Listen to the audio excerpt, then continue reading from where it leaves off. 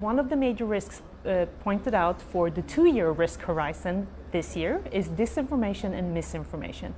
Then we see environmental risks, the first time that is actually in the short-term risk ranking, which I'm quite pleased about. We see cyber threats, societal polarization, and then the risk for interstate armed conflict has also bubbled up as one of those short-term risks. On the longer-term side, it is all about the environment and then a little bit of cyber threat risk as well. And so, because we have so many elections happening this year, you mentioned cyber attacks there, but there's also a lot of conversation around AI.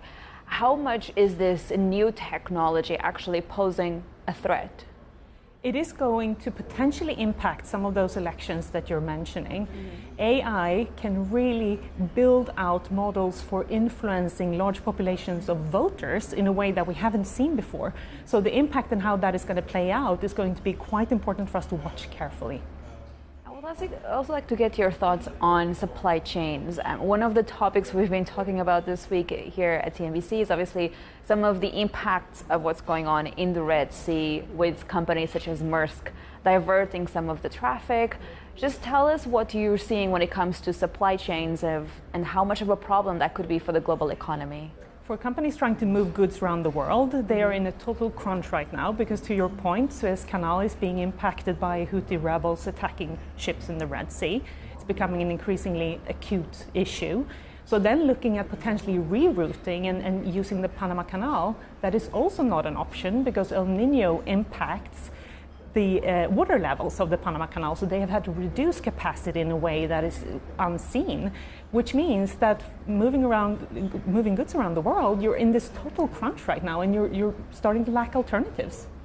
And so, given that there's just so much complexity right now, when you think about investors and governments out there, where do you think they should be focusing their attention? Because it's almost impossible to answer to all of these demands, really. No, you're right. And looking at the global risk landscape right now, it's like looking down in a big bowl of spaghetti.